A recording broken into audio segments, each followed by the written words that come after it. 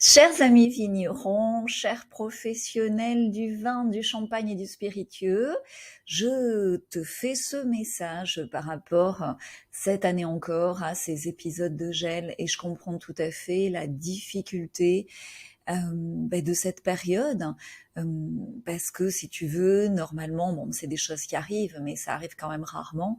Et là, ça fait plusieurs millésimes où l'on se trouve dans ce genre de situation.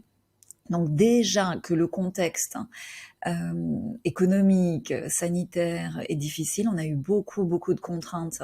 Et avant toutes ces contraintes du coco loco, avant l'augmentation du prix du gasoil, avant tout ça, déjà on n'était pas hyper frais dans le monde du vin, dans le sens où on était déjà quand même un petit peu à bout et un petit peu à notre maximum possible en termes de faculté d'adaptation.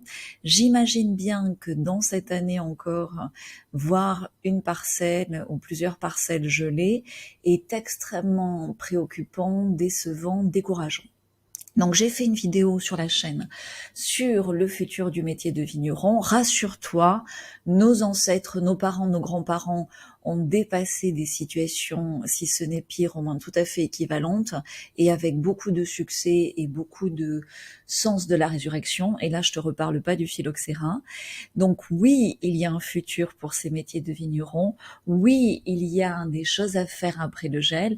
Et la première des choses à faire étant de se simplifier la vie, d'en profiter pour effectuer des changements qui s'imposent et tout simplement pour évidemment mieux vendre son vin, son champagne et son spiritueux, mais surtout en faisant des actions beaucoup plus simples, en utilisant aussi certaines automatisations, tout simplement pour libérer du temps, pour libérer de l'énergie.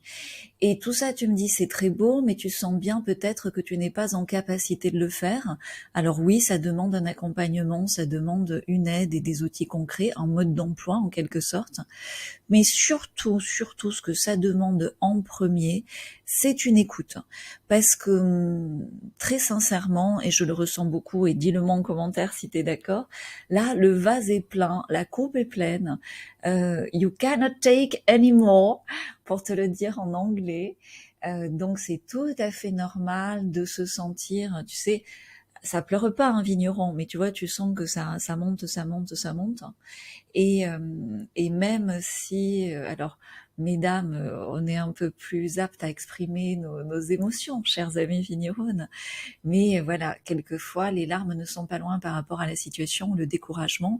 Et ce que je peux te dire, pour être passé beaucoup par ce genre d'étapes, et on n'a jamais fini d'y passer, c'est là où se cachent les cadeaux de ta plus belle résurrection.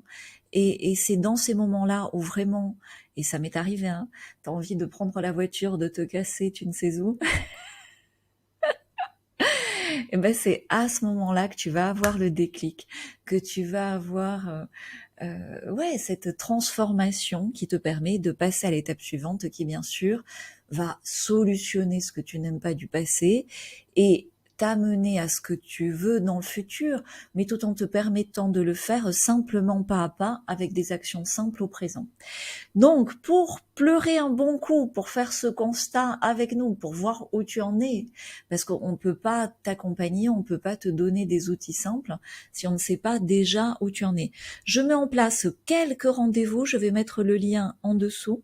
C'est des sessions stratégiques, c'est vraiment pour voir et entendre aussi tes difficultés actuelles, pour voir où tu en es et voir ce qu'on peut mettre en place avec toi, ou déjà ce que tu peux mettre en place toi, pour aller mieux. C'est la base, parce que la première ressource écologique de ton vignoble, c'est toi. À très vite en rendez-vous. Ciao.